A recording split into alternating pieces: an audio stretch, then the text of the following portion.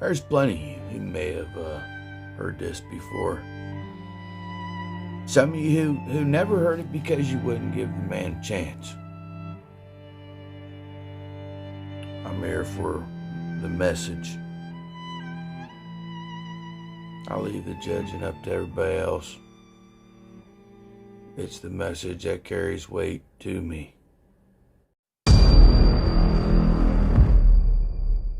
Why do you use the King James? Man, it's Old English. Nobody can understand it. It's hard to read. So why King James? It's been 37 years now as a Christian of studying this topic. Why? Look at Psalms chapter 12. The words of the Lord are pure words, as silver tried in a furnace of earth, purified 7 times. Thou shalt keep them, O Lord. Thou shalt preserve them from this generation forever. What does the word them refer back to in that verse? Thou shalt preserve them. Preserve what? His words. He's promising he's going to preserve his words, right? How about NIV? The words of the Lord are flawless, like silver purified in a furnace of clay, purified 7 times. O Lord, you will keep us safe and protect us from such people forever. Is that saying the same thing? I mean, I was born at night, but it wasn't last night. It looks to me like somebody's wrong about this one. Okay? What does this mean? Keep us from such people. What people is it talking about? There are very serious differences between these Bible versions. We've got a book. I don't know if I have it here. It's in our library. The guy sent it to me. It took me 6 months to figure out what the title said. I read it. I said, what? Went on to something else. Every time I look at the book, I said, what is this? The title was, Things That Are Different Are Not the Same. I thought, well, duh. Why would you title a book like that? Things that are different are not the same. And then I thought, wow, these Bible versions are definitely different, so you can't say they're the same. There are, as far as I understand it, 151 English translations of the Bible right now available. The law is you cannot get a copyright and therefore protect your work and therefore get more money unless you have 10% different from the original. Are there 151 different ways to say each of the verses in the Bible? At some point, you're going to have to stop saying it the right way and say it the wrong way just to make it different, just to get your copyright, just to get your money. Love of money, root of all evil. Here's a quick story. We could take an hour on this one, but right after the time of Christ, the disciples were writing their books, and they were being persecuted and spreading out, and people were copying these letters and copying the Gospels and spreading them out. Persecution hit the church, and they spread out everywhere. And for the next 1,000 years, it was horrible persecution against the church. And if they caught the heretics, the Christians, they would burn them at the stake and burn their Bibles. Well, people were spreading the Word of God around, making all kinds of copies. It takes about 10 months to write out a copy of the Bible using a pen. Now, you don't even have a good ink pen. You got a feather, and you got to keep dipping it in the ink and keep cutting a new point on it. You don't even have a good ink pen, nor do you have good paper to write on. Lumpy parchment, stuff like that, or leather. But anyway, with all the obstacles they had, plus, being persecuted, it took about 10 months to handwrite a copy of the Bible. Well, they're making all these copies. By the time you get to 15 and 1600s, persecution lets up. And so people decided to collect the Bible copies together from all over the world and compare them and put it into English. Now keep in mind, some of these copies of the Bible had not seen each other in 1,000 years. There might have been people in France that were copying the Bible, and people in Africa copying the Bible, and people in China copying the Bible. And you can only use a book so long and it wears out. I've got, I don't know how many, absolutely worn out Bibles. Okay, I think I have probably 5 or 6 that I have just flat, they're shot, okay? If you're a book that's in active use is going to have a limited life. And let's just pick a number and say if you were really careful with your scrolls, I mean treat it real carefully, you might make a scroll last 300 years and still use it every day. Just for illustration. Well, so in 300 years, your original is worn out, it's trash, it's junk, you throw it away. Because you now have, 800 copies of this thing, or a certain large number of copies. Then you take those copies and make copies. And after maybe 1,000 years, you might be on your 4th or 5th generation from the original, but that's perfectly fine. It doesn't matter, as long as the copying process was accurate. And a good way to check that copying process and see was it accurate is after each of these, the French ones and the German ones and the English ones and the Chinese ones, each go 5 generations. Now let's get the 5th generation and compare them all and see how accurate they are. And that's what happened in the 15 and 1600s. They got all these scrolls together, found 5,000 copies of the Bible that survived the persecution, And they were identical in everything except spelling. People's names, you know, Peter and Pedro, stuff like that had changed. So they said, man, God truly preserved His Word. This is it. This is word for word exactly. He preserved it. So, meanwhile, down in Egypt, there was a group of folks, sort of like Jehovah's Witnesses. I've got the Jehovah's Witness Bible here. They were a cult. They came to be known as the Alexandrians. The Alexandrians did not believe in the deity of Christ. They didn't believe in the bodily resurrection. They didn't believe in a lot of Christian things, kind of like Jehovah's Witnesses today. So they made their own copy of the Bible, changing things they didn't like. They made about 6,000 changes. The primary guy in this cult was a guy named Origen. He was the leader of this cult in late 2nd century, 3rd century. The only mention of Alexandria in the Bible is when they were disputing with Stephen, arguing with the real Christians. And if you trust the principle of first mention, which I think is very important, then that'll be important to you. They say, wow, the only mention of these folks is bad. And so anything out of Alexandria, anything out of Egypt, period, in the Bible seems to be bad, you know. But Origen started this, or was the primary guy in this cult. They made copies of their Bible also, with their changes in it. And some of them survived. In 350 AD, several copies were made, and 3 of those still survive today. One was found in the Vatican Library, and it's called Vaticanus. One was found in Alexandria, Egypt, and it's called Alexandrus in the Latin. And one was found in Sinai Peninsula in a monastery. There's this old monastery at the foot of this mountain that some pharaohs or some princess said, that's Mount Sinai, and it's not Mount Sinai, by the way. But she said, oh, that's Mount Sinai. Okay, yes, ma'am. And so they still call it Mount Sinai. There's still a monastery there. It's not in Sinai Peninsula. It's in Arabia. Read Galatians 4. But they're in this trash can in this old monastery. This guy was visiting. He said, what's this old scroll? He said, oh, we don't know. It's been in there for years. You know. He pulled it out. It was a copy of the Bible, if you can call it that, from 380 or 350 A.D. And so that one's called Sinaiticus. Well, these 3 scrolls do not agree with each other on anything, nor do they agree with the real Bible. Okay, they're all different. The Catholics, or the monks, translated these 3 ancient scrolls into Latin centuries ago, and it became known as the Latin Vulgate. Vulgate for vulgar means the common language. Okay. Then the Catholic, by the way, the Latin Vulgate was a really good translation of a bad book. Then the Catholics came along in 1582 and translated the Latin Vulgate into English with the Douay Confraternity or the Douay-Rheims version of the Bible. And that was a really good translation of a bad book. Then 2 guys named Westcott and Hort came along. I've got their book here someplace on the table. Westcott and Hort came along, and they were going to make a new, here we go, the Westcott-Hort Only Controversy. A little bitty booklet about, if you want to study this, just $2 from our ministry. Westcott and Hort were 2 Greek scholars. I don't know if they were even Christian or not. They probably claimed that they were, like a lot of people do. Okay? But they took these 3 old ancient manuscripts. They didn't agree with each other, but their thinking was, these are older, therefore they are better. Well, I'll go along with the older part. I'll agree with that. But ancient manuscripts, they didn't agree with each other, but their thinking was, these are older, therefore they are better. Well, I'll go along with the older part. I'll agree with that, but that doesn't mean they're better. But they synthesized them into one new Greek manuscript and sold it to the world in 1875 and said, we have the oldest and best manuscripts available now for you to translate. And they got the oldest ones all right. The oldest ones that survived is all. Doesn't mean better. Then people started taking their Westcott and Hort version and translating it into English. First one done, 1881, as the Revised Standard.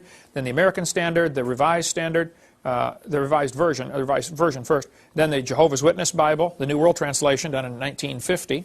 This was a good translation, fairly good translation of a bad book. Then the New American Standard, the NIV, the Good News, the Amplified, the Living Bible. All of those, and I have a lot of them. There's the New American Standard. I think the guys who are doing this are sincere, dedicated, highly intelligent, godly Christians who are translating the wrong book and don't even know it. There are basically only 2 Bibles in the world, in the English. The one's translated from what's called the majority text, the King James, of which there are now 64,000 manuscripts. At the time King James guys did it, they only had 5,000. And then there's the whole other family of Bibles, all translated from the Westcott and Hort. So you have 2 choices. The question is not, is it a good translation? The question is, what are they translating? Okay? The excellent book by Westcott and Hort, if you want to read about that. Here's, for instance, NIV, Acts chapter 8. Let's see, Adam, read verse 37 to me. Acts 8:37. I can't do it. You can't do it. It's not there. There is no Acts 8:37.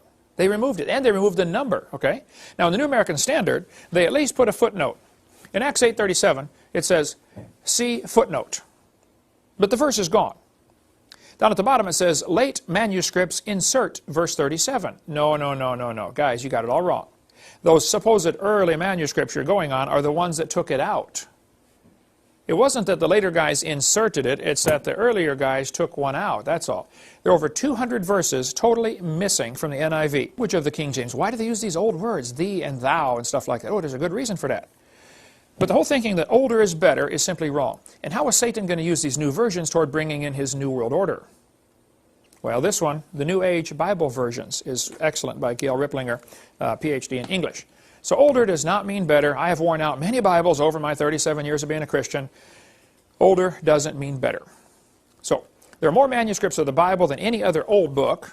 Homer's Iliad, for instance, only has about 650 manuscripts. In 1946, they found 24,000 more manuscripts. Then the Dead Sea Scrolls were discovered, and now they have 64,000 manuscripts that support the King James, and 3 complete manuscripts and 46 fragments that support the Alexandrian. Then the Isaiah scroll found in the Dead Sea Scrolls was actually 1,000 years older than the other manuscripts. So there's plenty of good books available on that. There are all kinds of things we could talk about on the problems with the King James, or problems with the other versions, like 2 Samuel 21. Who killed Goliath? Who killed Goliath? David killed Goliath. 2 Samuel 21 says, Elhanan, the son of his dad, slew the brother of Goliath. NIV says, Elhanan, the son of the same guy, killed Goliath. This is an error, okay? It's wrong. They blew it, all right? They left out verses, and we could scan through some of these. All these verses are left out. There's a list on their website, avpublications.com, of verses that are left out. 200 verses are simply gone. And those that are still in there, many times are changed to something meaning totally different. For instance, Hosea chapter 11, Judah yet ruleth with God. NIV, Judah is unruly against God. Would you say that is saying the same thing? Judah is also unruly against God? It's not saying the same thing. Thy dwelling shall be the fatness of the earth, Genesis 27. That's one of the blessings. Your dwelling shall be away from earth's richness. Away from the fertility of the earth shall be your dwelling. They're saying the opposite, folks. It's not the same. Proverbs 18. A man that hath friends must show himself friendly. What's that mean? If you want to have a lot of friends, then be friendly. NIV. A man of many companions may come to ruin. Are these saying the same thing? Am I missing something here? If you got a lot of friends, you'll be ruined? That's what it says. That's not at all correct. The Bible says in Matthew 7 that narrow is the way. Straight is the gate, and narrow the way that leadeth to life. And few there be that find it. Revised Standard says the gate is narrow and the way is hard. Wait, is it hard to go to heaven, or just not many do it? Now, they use the these and the thous, and there's a reason for that, and then we'll go on to another subject here. If a word starts with Y, it is plural. Ye, your, etc., okay? If it starts with T, it is singular, and there's an important reason. Nobody in 1611 was walking down the street saying, how art thou today? They weren't using that. But the King James translators wisely chose to use the these and the thous because of the distinction. If I walk into a room and say, you come with me, does that mean one of you or all of you? You can't tell. But if you use thee and thou, you can tell. You can see in John chapter 3 very clearly. Jesus said to Nicodemus, marvel not that I said unto thee, singular, ye must be born again. He changed it to plural. I'm telling you that everybody must be born again. That's a really important distinction. Otherwise, he'd be saying, Nicodemus, I'm telling you that you got to be born again. Well, how does that apply to Kent Hovind? It wouldn't apply. The fact is, it's very precise in the King James. So we can talk all day about that. We'll cover more in our college class. I think the whole concept you need to get in your head is God promised He would preserve His Word, so where is it? I would like to hold a copy of it. And after 30-some years, I was slowly dragged, kicking and screaming into the King James camp. God preserved His Word in English, and we've got it. A couple of verses really attract my attention because of my speaking on creation all the time. Ephesians chapter 3 and verse 9. King James says, to make all men see what is the mystery, the fellowship of the mystery, which from the beginning of the world hath been hid in God, who created all things by Jesus Christ. There are two important phrases here. It says, from the beginning of the world. That's a definite time. He created things by Jesus Christ. Colossians 1 says the same thing. Jesus created all things. Jesus is God in the flesh. Well, a lot of these new Bible versions come from the Alexandrian, and they did not believe Jesus was God in the flesh. And bookstores, of course, want to sell lots of Bibles, love of money, root of all evil, and they don't want to offend anybody. So, hey, let's sell a Bible version that doesn't offend people. So look what they did with Ephesians 3:9. Which for ages past was kept hidden in God, who created all things. Well, they left off Jesus. You don't want to offend people, you know. And they made it ages past instead of from the beginning. Nearly all the new Bible versions have changed it to say ages, ages, ages. And they leave off Jesus in every case. Except for the New King James. They left Jesus in there, but they still call it ages past. That's the only one I could find that left Jesus in there, but they all changed it to ages. They don't want to get this definite 6-day, young earth creationist, because they might offend people and, again, lose money. We could spend hours on the different problems with these verses.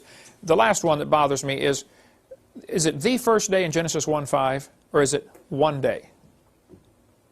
Every version that I found says one day. King James says the first day. Why would they change it to one day? Well, again, they're trying to allow for the long periods of time.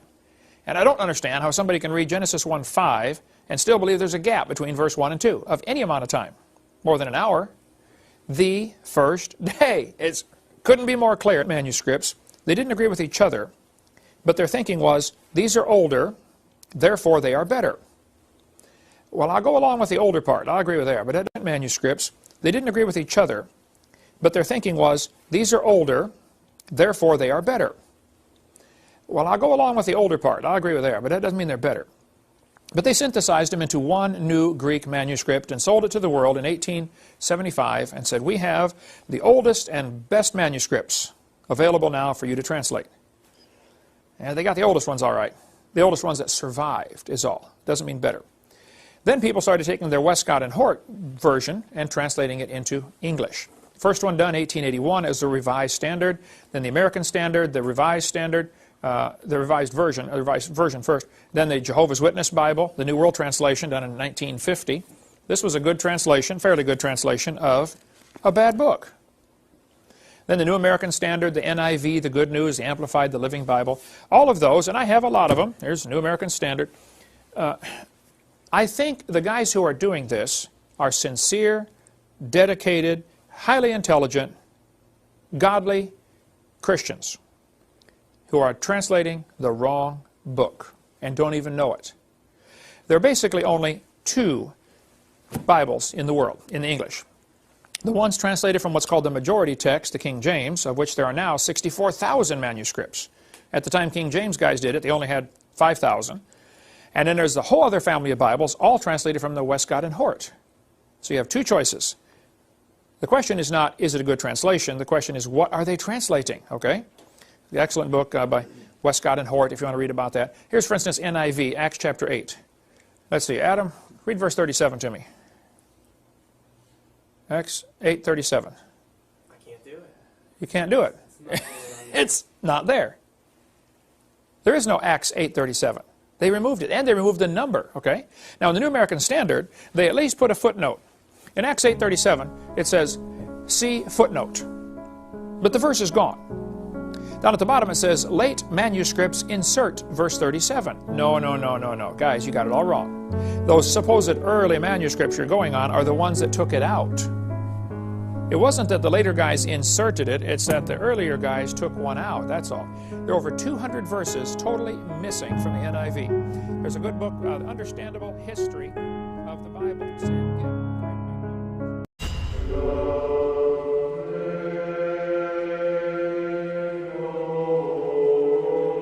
Jesus said, whosoever therefore shall confess me before men, him will I confess before my Father which is in heaven.